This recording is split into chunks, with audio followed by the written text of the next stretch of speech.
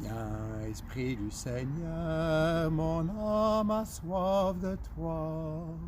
Viens, Esprit du Seigneur, Amen, Maranatha. Si on reprend ensemble. Viens, Esprit du Seigneur, mon âme a soif de toi. Viens, Esprit du Seigneur, Amen, Maranatha. C'est le temps de Pâques qui se poursuit. Je ne sais pas comment tu le vis. Je serais heureux d'avoir des nouvelles de ta part. N'hésite pas à m'en envoyer. Comment ça va, toi, ta famille, les uns et les autres?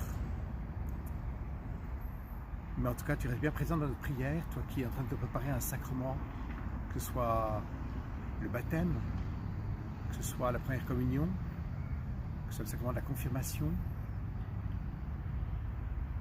Crois bien que les frères, nous continuons avec toutes les catéchistes qui t'ont accompagné au long de cette année à te porter dans la prière, à te confier au Seigneur. Les cours ont dû s'interrompre en mars, mais le désir intérieur, il reste le même. On a bien hâte qu'un jour on puisse célébrer ces sacrements avec toi, avec ta famille, avec vous. Alors pour l'instant, on n'a pas de date, vous savez bien, on dépend du gouvernement pour les autorisations de réouvrir les églises, de reprendre les activités. Et donc c'est possible que ça se reporte peut-être au mois d'août, fin août, avec la reprise de l'école. Peut-être qu'il y aura des solutions avant, je ne sais pas, mais pour l'instant en tout cas, on reste dans l'expectative et sans réponse claire à vous donner. Mais par contre, la réponse claire que j'ai à te dire, c'est que tu es important pour Jésus. Et que ces semaines-là, depuis mars, elles sont passées peut-être très vite ou très lentement, suivant chacun, avec des soucis ou des joies, mais aussi avec le Seigneur qui a travaillé ton cœur. Et nous avons vécu ensemble à travers les vidéos, à travers les relations par mail. Nous avons vécu la Semaine Sainte. Vous avez été invité à suivre les messes, les célébrations sur Internet, que ce soit celle du pape François à Rome, que celle de telle ou telle paroisse ou diocèse, ici au Québec. Continue à nourrir ta foi. L'école, c'est une chose, c'est une formation avec des professeurs, mais la découverte et la connaissance, c'est toute la vie. C'est pas lié au fait que mon école est ouverte ou elle est fermée, c'est ma curiosité, mon intérêt, ma soif de connaître, et ça, on ne peut pas l'éteindre dans un être humain, c'est essentiel. Et bien si déjà au plan humain, c'est tellement important la connaissance pour l'homme, pour l'enfant, qui va devenir un adulte, pour le jeune, c'est tout aussi vrai pour ta vie de foi. Ta vie de foi, elle était habituée aux célébrations, aux rencontres à la paroisse, à Saint-Charles, à Bienheureuse Marianne Blondin, à tel ou tel lieu, à venir à la messe à tel lieu, à Saint-Louis ou ailleurs. Et puis voilà, il y a eu l'interruption. Alors ça veut dire qu'on arrête tout? Non, pas du tout. On poursuit. Jésus en tout cas continue son alliance avec toi. Il t'aime. Il a hâte de pouvoir te donner son amour plus intensément. Mais pour l'instant, il te le partage de manière très concrète, par sa parole. Je t'invite à prendre dans cette Bible que tu es le Nouveau Testament, parce que tu prépares la confirmation, que tu es la Bible pour les plus jeunes, que vous avez pris au début d'année. Je t'invite à choisir, après les évangiles, les actes des apôtres. Regardez dans votre évangile, après les 4 évangiles, vous allez voir les actes des apôtres, c'est la naissance de l'Église. Et ça, c'est merveilleux. Outre les beaux dessins qu'il y a, ou les textes qu'il y a, découvrons ce que l'Esprit, comment est-ce que l'Esprit se manifeste, comment il se donne. Et comment l'Esprit nous fait vivre de Jésus, nous fait vivre en disciples de Jésus. Parce qu'on a tous une expérience bien concrète, notre faiblesse, notre paresse, notre lenteur, notre travers dans tel ou tel domaine. On est tous conscients qu'on n'est pas des êtres parfaits, loin de là. On nous le rappelle les uns les autres. Par contre, ce que Jésus vient te dire, c'est qu'en toi, tu as une richesse incroyable. Tu as la puissance de son esprit. Et cet esprit qui se déploie progressivement non seulement comme ton corps humain qui se déploie, qui grandit, qui se développe, comme tes capacités intellectuelles qui se développent, et ton cœur, tes capacités d'aimer, animé par l'Esprit Saint, il prend une nouvelle dimension.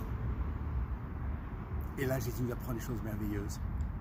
Il nous apprend à aimer comme il nous aime. Alors pour ça, tu comprends qu'on a besoin de l'Esprit Saint. Ensemble, invoquons-le à nouveau. Viens, Esprit du Seigneur, mon âme a soif de toi. Viens, Esprit du Seigneur, Amen, Maranatha. Ensemble? Allez, vas-y, n'hésite pas. Je chante très mal, moi, alors tu peux y aller, tu n'as pas de complexe à avoir. Viens, Esprit du Seigneur, mon âme a soif de toi. Viens, Esprit du Seigneur, Amen, Maranatha. C'est ce que ça veut dire le mot Maranatha? Je te rappelle, on l'a entendu durant le temps de l'Avent, dans le temps de l'Avent qui nous préparait à Noël. Maranatha. On en a parlé dans la catéchèse. Viens, Seigneur Jésus. C'est en hébreu. Une parole qui vient dire viens, Seigneur Jésus. Tu vois, avec l'Esprit Saint, on vient dire qu'on a envie de l'Esprit Saint, on désire l'Esprit Saint, pour qu'il nous apprenne à aimer, comme le Père nous aime. Mais on a aussi envie de vivre dans l'attente de Jésus. À travers le sacrement, très concrètement, que tu prépares, que tu as le hâte de recevoir. Mais comme cette hâte, elle est importante, on ne veut pas non plus le bâcler. Donc, on va prendre le temps nécessaire. Ce qui a été acquis, ça reste une banque de données.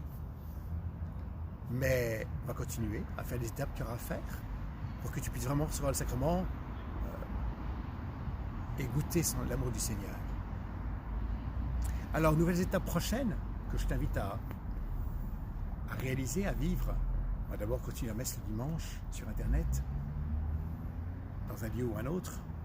Je te rappellerai par un petit courriel qui va t'arriver les lieux où tu peux suivre la messe comme cela, avec Ciel et Lumière ou d'autres lieux. Mais j'aimerais attirer ton attention sur dimanche prochain. Et là, tu pourras prendre dans ta Bible le passage à la fin de la vie de Jésus, quand il y a l'ascension chez Matthieu, dans l'évangile de Matthieu, où Jésus est élevé.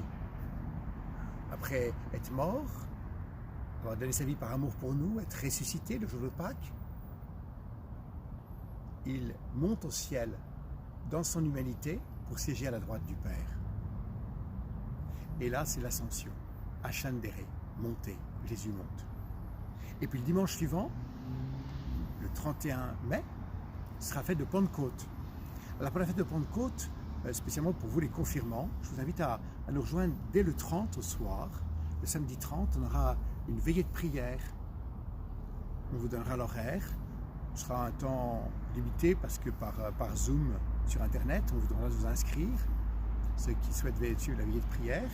Et puis, ça nous permette ensemble de vivre un temps de prière, de louange le samedi soir, pour demander à l'Esprit Saint de venir nous habiter, nous guider son Église. Et le dimanche 31, on aura la messe avec les frères que vous connaissez, frère Jacob, frère Régent, frère Jean-Dominique, votre serviteur, frère Polycarpe, et puis ceux qui peuvent, tout ça par Zoom. En relation les uns avec les autres, Zoom ou un autre système qu'on trouvera, mais on vous proposera une inscription par anticipation pour que vous puissiez vraiment y participer et puis être là ces deux moments-là. Donc tous, première communion, baptême, confirmation, vos parents, vous invitez à vous rassembler autour de l'écran d'ordinateur le samedi, en fin d'après-midi, le dimanche matin, pour des temps de réflexion, de prière, de louange. Et puis vraiment cette belle fête de Pentecôte, ce don de l'Esprit Saint. Alors gardons la prière en famille, gardons la joie de Pâques dans notre cœur, et puis continuons d'avancer, disons pas non, on ne sait plus trop. Non, on y va, plein d'ardeur, de joie et de bonheur. Que le Seigneur te bénisse, qu'il te donne sa paix.